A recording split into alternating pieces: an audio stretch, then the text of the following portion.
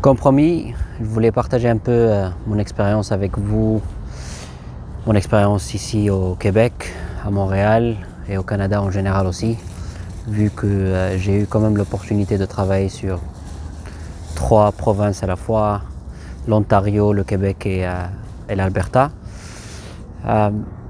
L'idée en fait de la vidéo, c'est de ne pas vous dire ou bien partager une vérité absolue, mais plus une expérience personnelle. Je comprends tout à fait en fait qu'il y a des gens qui réussissent très bien quand même leur passage ici, d'autres échouent. Je ne pense pas que c'est spécifique au Canada. Je pense que pour n'importe quel projet professionnel et personnel, immigration et travail et carrière à l'étranger, je pense que ça implique les deux. C'est-à-dire il y a quand même un certain risque à prendre, il y a quand même un changement parfois radical de l'environnement, des pratiques, de l'emploi, des amis, du cercle de connaissances qui fait que une expérience pareille implique quand même un certain risque. L'idée de partager aussi la vidéo parce que je pense quand même qu'on parle assez souvent en fait des personnes qui réussissent quand ils viennent ici et on a du mal en fait à trouver ou bien à entendre les voix des personnes qui ne trouvent pas leur chemin, on va dire les choses comme ça, les gens qui ratent le coche quelque part, ou bien qui ne se retrouvent pas dans une situation confortable quand même ici, ce qui est quand même quelque chose que je comprends et que je vois tous les jours à travers mon travail, à travers les années que j'ai passées ici. Donc, je vais juste parler de ce que j'ai vu, de ce que je pense être important en fait pour quelqu'un qui envisage de venir ici ou bien qui se prépare dans quelques semaines ou dans quelques mois d'arriver ici, que ce soit au Québec ou à l'Ontario. Et à travers ça, je pense que les gens peuvent prendre leurs propres décisions, savoir qu'est-ce qui pourrait être vraiment bon pour eux ou pas. Il faudrait toujours quand même mettre les choses dans leur contexte, c'est-à-dire chaque personne ici, chaque personne avec qui je parle, ou bien même moi en fait, a un contexte familial, personnel, une carrière spécifique avec des hauts et des bas, avec certaines compétences, avec peut-être certains objectifs aussi. Donc je pense que c'est normal que les histoires diffèrent. Donc si je vous dis que c'est facile de réussir ici au Canada, c'est quand même une sorte pour moi d'un manque de respect pour les personnes qui n'ont pas réussi. Et si je vous dis que vous n'allez pas réussir ici, c'est pareil. Je pense que c'est aussi un manque de respect pour les personnes qui ont trouvé leur chemin et qui ont quand même trouvé une façon pour réussir selon leurs attentes, selon leurs objectifs. Donc c'est vraiment à vous de décider, de prendre ce qui vous plaît de l'histoire. Je pense aussi que vous avez posé pas mal de questions à des gens autour de vous, des gens qui sont venus ici, des gens qui ont fait cette aventure pour quelques années, parfois pour 5, pour 10, pour une trentaine d'années même. Donc je pense que les personnes ne manquent pas. Ici, les immigrants ne manquent pas pour essayer d'apprendre un peu plus sur les différentes perspectives. Je vais me focaliser seulement sur certains points que je pense être très importants parce que pour le reste, je pense qu'il y a quand même pas mal d'outils sur Internet, sur les réseaux qui vous permettent de faire ceci.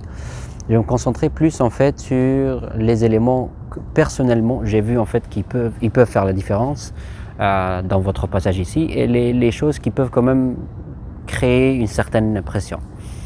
Je commence déjà par le fait qu'il faut quand même s'attendre que le début, la première année, la deuxième année soit quand même assez difficile. Et quand je dis difficile, je parle plus de l'aspect mental, de l'aspect de la présence mentale au quotidien.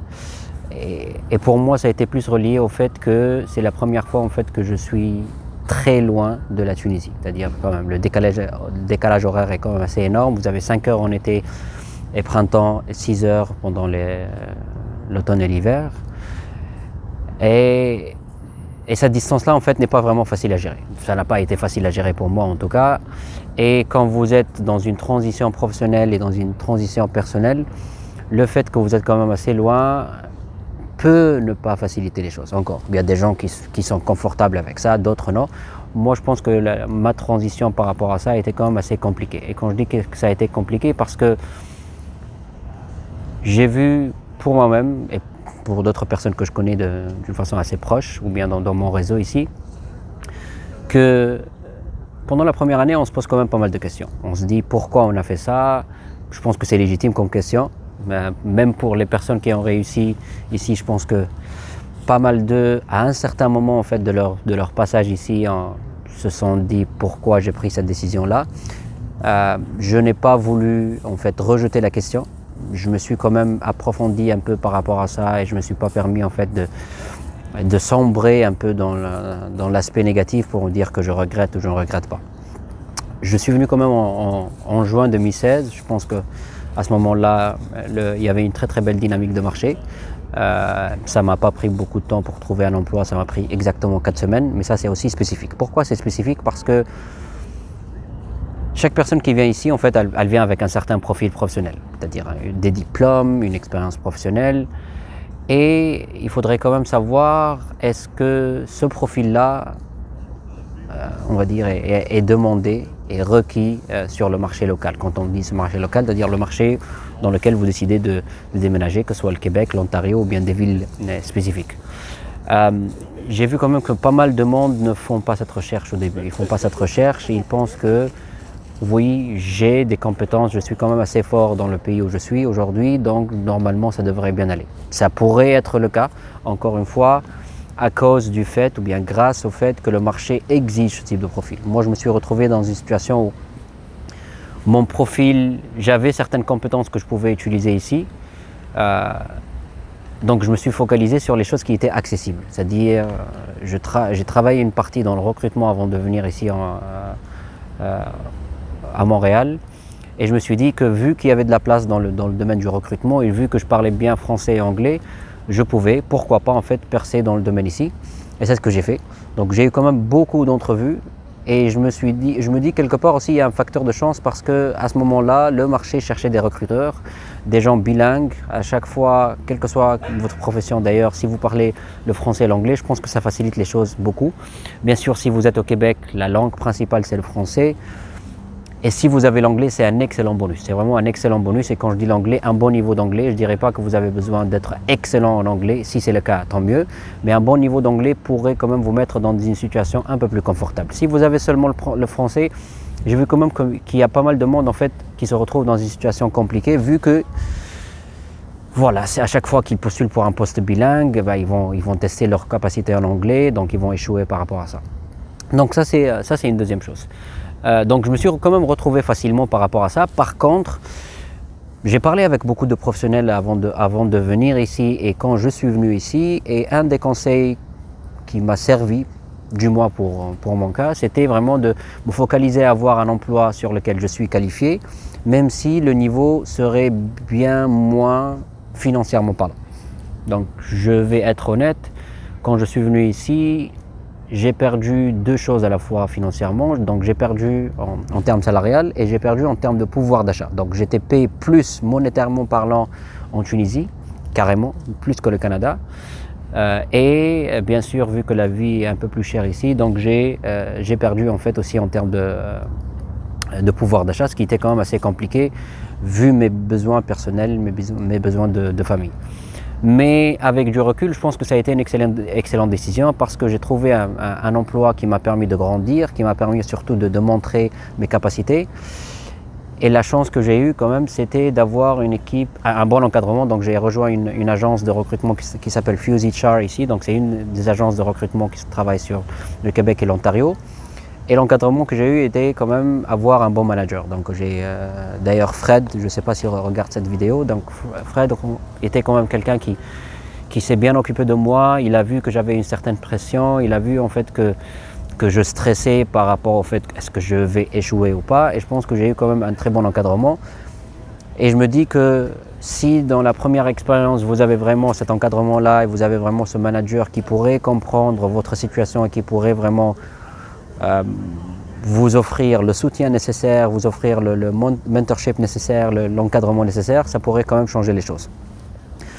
Donc à partir de là, j'ai travaillé pendant un an et 3 mois dans l'agence. J'ai eu quand même pas mal de progression, même financièrement parlant. Donc à chaque fois que je démontrais de bons résultats, après quelques mois, j'avais eu droit en fait à des promotions salariales, à des augmentations salariales.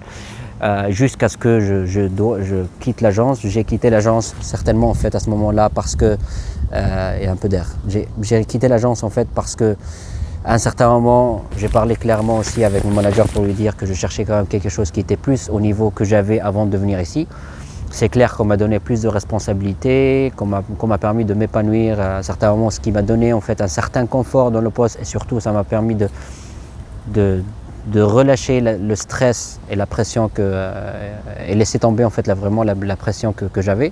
Donc ça c'était vraiment très important, mais à un certain moment je voulais vraiment revenir sur le même palier sur lequel j'étais. Et j'ai rejoint Accenture pour un contrat. Donc à Accenture, ils avaient quand même pas mal de contrats. Ici, les formules CDD, CDI sont assez disponibles sur tout le marché. Donc c'est-à-dire les formules CDD sont tout à fait normales. Que soit vous travaillez, vous prenez quelques contrats de temps en temps, ou bien vous êtes juste consultant à plein temps. C'est-à-dire vous prenez que des contrats sur une durée de 20 ans ou 30 ans. Ce qui est quand même assez intéressant. Pour les gens qui veulent s'établir sur le long terme, qui ont quand même une très très belle expertise, je pense que c'est une option à considérer.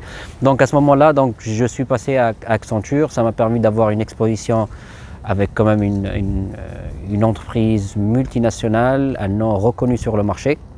Je ne suis pas resté longtemps, 7 mois, donc à la prolongation de mon premier contrat, parce que le premier contrat était à 6 mois, je me suis dit que ça serait important de vraiment chercher quelque chose qui ressemblait vraiment à ce que je voulais faire. Et c'est là en fait que j'ai rejoint une entreprise de développement de software dans le domaine des paiements en ligne, Paysafe. D'ailleurs, je salue tous les collègues de Paysafe qui regardent cette vidéo. Une excellente entreprise, une entreprise où j'ai vécu, je pense que c'était vraiment le palier nécessaire pour moi pour arriver au niveau que j'avais, pour vraiment démontrer que j'avais la capacité à prendre de grandes choses, à prendre de grands projets. Et c'est là en fait que j'ai eu l'opportunité de travailler sur des postes au Québec et aussi en Alberta, ce qui était totalement nouveau pour moi. Donc j'ai fait quelques voyages en Alberta, spécifiquement à Calgary, ce qui est quand même très très froid d'ailleurs pour les gens qui vont aller à Calgary. Je suis allé dans une période où je pense qu'il y avait moins 40 degrés à un certain moment. Et c'était quand même assez choquant, mais bon, je garde quand même une très très belle expérience au niveau de ce que j'ai fait à travers pour la région du Québec et pour la région de l'Alberta.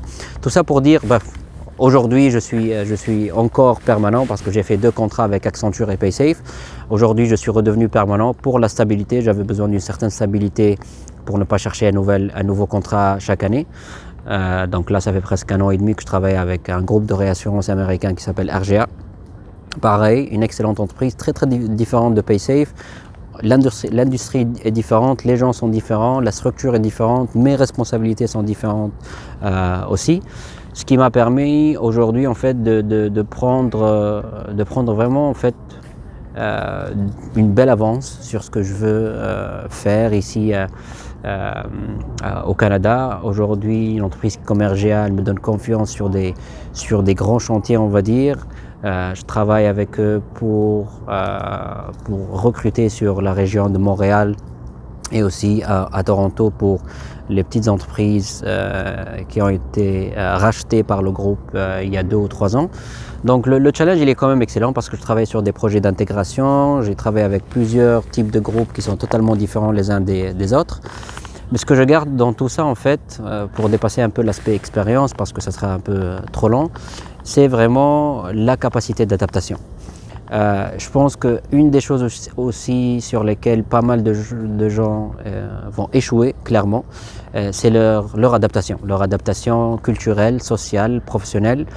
Et l'échec en termes d'adaptation, il vient principalement par le manque de préparation. Le manque de préparation dans le sens où pas mal de gens en fait ne vont pas essayer de se documenter réellement, de se préparer, de voir à quoi ressemble le Québec, à quoi ressemble l'Ontario, l'Alberta, British Columbia, n'importe, dire les grandes provinces, c'est-à-dire les provinces sur fort probablement vous allez venir.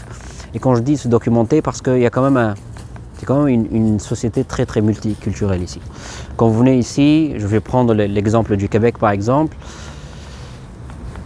La première chose, c'est vraiment d'apprendre pas mal de choses sur la société québécoise en elle-même. Ça, c'est de 1. La deuxième chose, c'est d'apprendre ce que c'est le Québec dans le Canada. C'est-à-dire avoir aussi une idée sur qu'est-ce qui fait le Canada aujourd'hui, quelles sont les valeurs qui représentent le Canada, quelles sont les valeurs qui représentent le Québec. Et la troisième chose, c'est de comprendre aussi toutes ces communautés qui vivent au Québec. Moi, je dis toujours que c'est comme c'est les communautés qui composent le Québec, que ce soit les Québécois, les Maghrébins, les Africains, les gens de l'Amérique latine, les Asiatiques, l'Europe de l'Est, un peu de l'Europe de l'Ouest aussi. C'est-à-dire savoir naviguer autant de diversité au quotidien, je ne pense pas que c'est quelque chose que vous pouvez avoir en une journée. C'est vraiment quelque chose qui se prépare, c'est vraiment quelque chose, surtout pour les personnes en fait qui n'ont jamais quitté leur pays, seulement pour des vacances par exemple, mais qui n'ont jamais vraiment vécu à l'étranger. C'est vraiment quelque chose qui devient très très important pour pouvoir naviguer le monde professionnel. La troisième chose qui pourrait être importante pour pas mal de monde, c'est mesurer un peu vos attentes. Mesurer vos attentes par rapport à qu'est-ce qui est vraiment possible ici, professionnellement parlant, comme je vous ai dit, est-ce que mon profil est recherché ou pas, est-ce que le marché recherche des gens comme moi. Moi, je dirais déjà que pas mal de postes ou bien d'emplois qui sont un peu front office ou bien qui sont très orientés sur le marché, ça devient un peu trop difficile vu que vous avez vraiment besoin de cette expérience locale, une adaptation par rapport à la culture du marché local. Les emplois qui sont bien plus techniques, surtout en termes d'ingénierie, c'est là que ça devient un peu plus facile. Je dirais pas trop facile, mais ça devient quand même un peu plus facile parce que vous allez travailler sur des technologies qui sont utilisées un peu partout. Et les compétences qu'on va rechercher, c'est vraiment la collaboration au sein de l'équipe, oui bien sûr, la gestion de projet, votre capacité à communiquer facilement en fait avec vos collègues, mais on va quand même regarder vos compétences techniques. Donc si vous êtes vraiment dans des emplois qui sont orientés sur le marché, orienté marché au quotidien, dans la vente, dans la relation client, dans la gestion de projet, je pense que ça va être plus ou moins compliqué au début, ce qui est tout à fait normal. Par la suite, c'est à vous vraiment de grimper l'échelle petit à petit pour trouver ça. Donc les gens ne mesurent pas, on va dire, ne se préparent pas en termes d'attente. Ils vont se retrouver dans une situation quand même où ils ne vont pas aller au-delà de la frustration du quotidien. On se retrouve quand même dans des situations où il y a des gens pendant 1 année, 2 ans, 3 ans, ils n'ont pas trouvé d'emploi comme ils veulent, donc ils vont prendre des emplois qui n'ont rien à voir avec leurs compétences ou bien leurs besoins ou bien leurs aspirations professionnelles, ce qui est quand même un peu malheureux.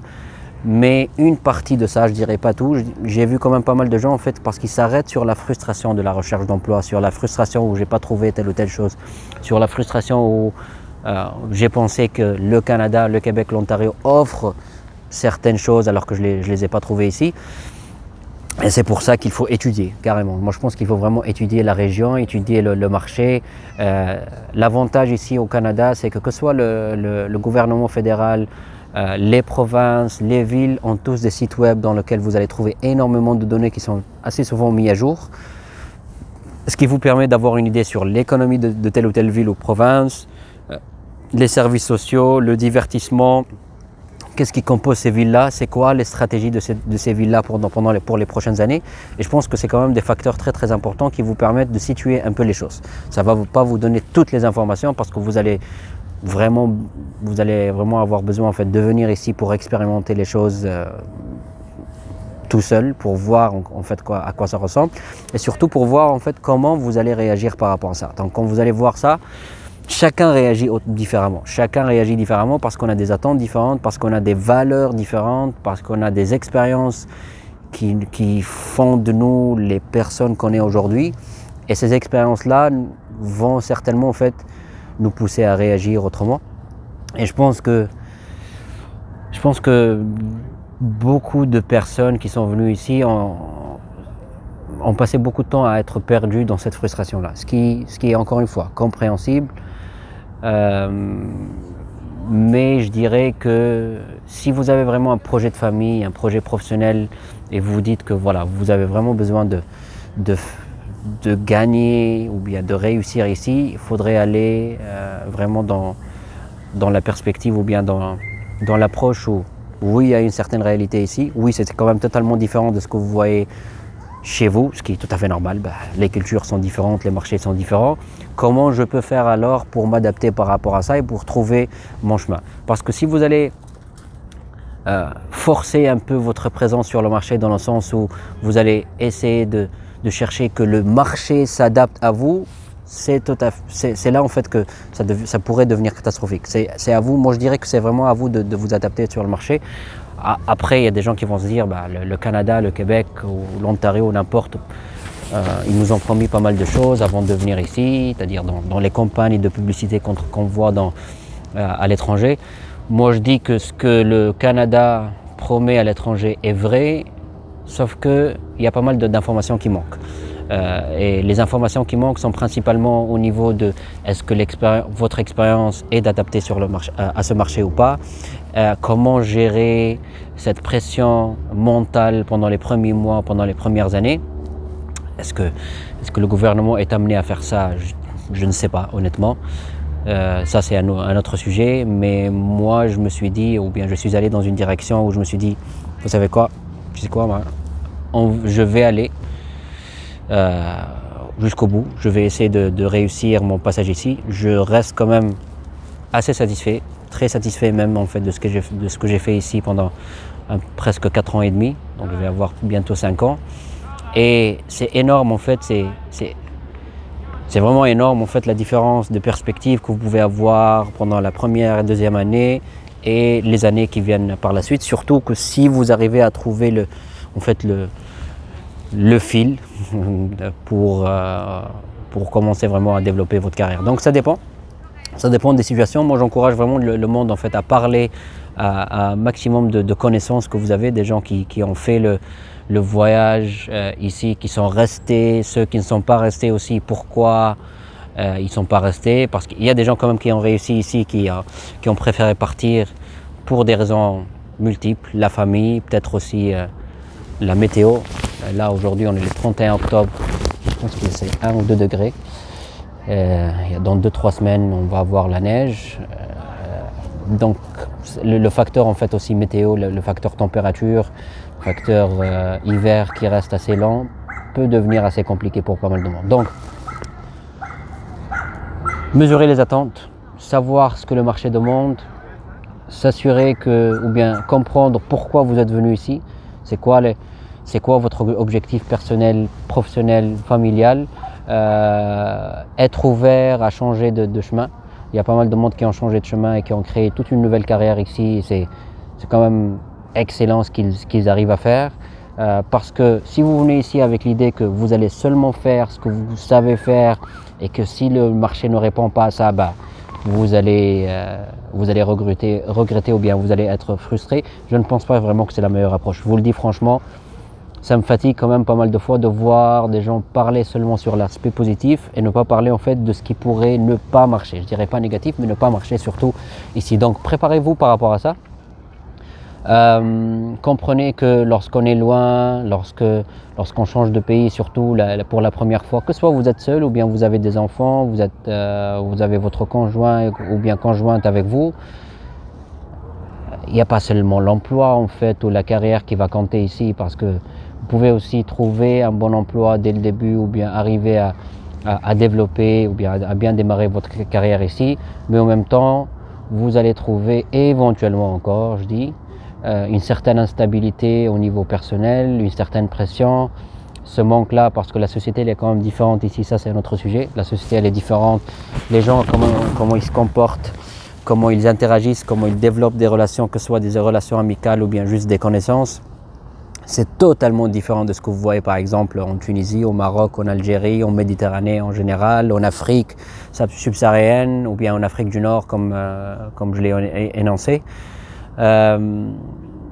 Et ça c'est des choses qui s'acquièrent avec le temps, ça c'est des compétences qui s'acquièrent avec le temps, le fait de comprendre vraiment comment une société opère. Moi j'ai vu ça comme un challenge, j'ai vu ça comme un défi, c'est un beau défi quand même, et c'est pour ça que j'encourage pas mal de monde à ne pas faire de l'immigration seulement un projet professionnel pur et simple, je prends l'avion, je vends mes affaires et je viens ici en fait pour trouver un emploi, mais plus un défi, un vrai défi personnel, professionnel, un projet de vie, parce qu'en fait quand vous englobez en fait toute votre aventure ici ou bien votre arrivée ici dans un projet un peu plus grand, dans une ambition un peu plus grande, j'ai vu énormément d'immigrants qui réussissent.